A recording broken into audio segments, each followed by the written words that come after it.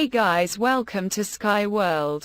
Former President Donald Trump and Florida Governor Ron DeSantis, both maligned by Democrats and medical experts for not doing enough to slow the spread of the coronavirus, are lately each trying to convince GOP voters that the other was too strict in responding to COVID-19.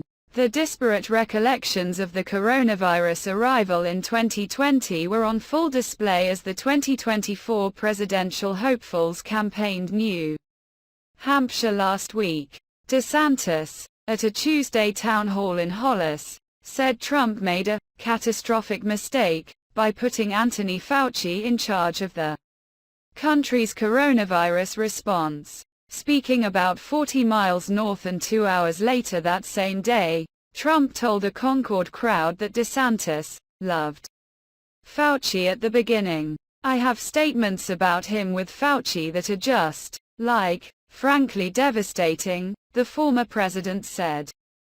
Though steadfast allies throughout much of the pandemic, Trump and DeSantis, as presidential primary rivals, agree on very little about what transpired during one of the most trying periods in their respective tenures in leadership.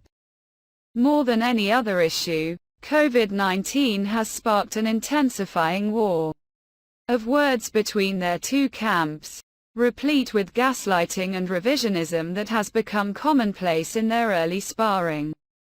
Both are selectively editing videos to make the other look supportive of lockdown measures dating back to a time when the two were largely in lockstep, instigating Twitter clashes and cries of foul from their allies. Trump last month released an ad with clips from when DeSantis issued stay-at-home orders and shut down bars in the summer of 2020 during a surge of cases in Florida. The video, which dubbed DeSantis Lockdown Ron, failed to mention that the Florida governor was acting on recommendations from Trump's White House when he limited movements in his state. DeSantis' team earlier in June posted to Twitter a video with AI-generated fake images of Trump hugging Fauci while criticizing the former president for not firing the then head of the National Institute of Allergy and Infectious Diseases. Unsaid in the ad was that DeSantis had repeatedly praised Fauci early in the pandemic, calling him really, really good and really, really helpful, and really doing a good job. A CNN K-File review found Trump began harshly criticizing Fauci much earlier than DeSantis.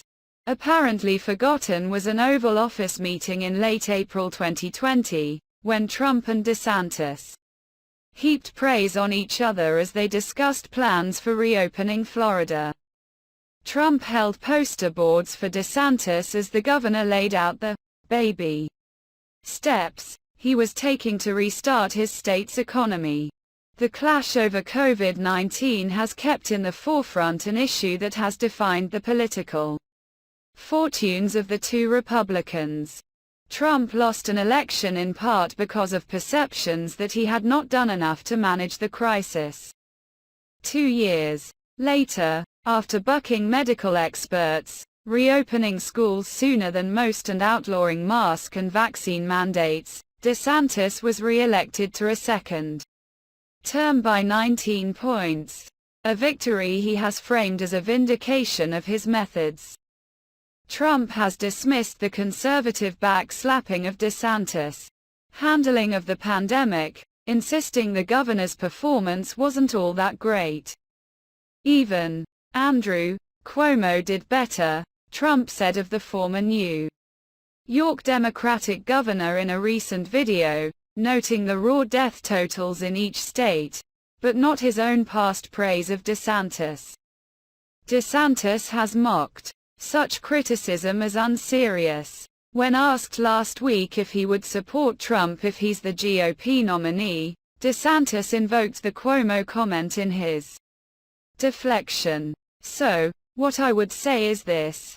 When you are saying that Cuomo did better on COVID than Florida did, you are revealing yourself to just be full of it. DeSantis said. Unclear is how much the pandemic will weigh on GOP voters when they choose their nominee. In a March CNN SSRS poll, less than 1% of potential Republican primary voters mentioned COVID-19 in an open-ended question about which issue would be most important to their decision. Gallup findings released Thursday showed that 84% of Republicans think the pandemic is over and less than 10% of Republicans are worried about getting COVID-19. Even in the early nominating state of Nevada, which saw its economy and workforce damaged immensely by shutdowns to its casino industry, it's not apparent that the pandemic will motivate voters in a Republican-on-Republican contest. One veteran GOP consultant in Nevada who asked not to be named in order to speak freely about the two presidential candidates said many voters there remember Trump pushing to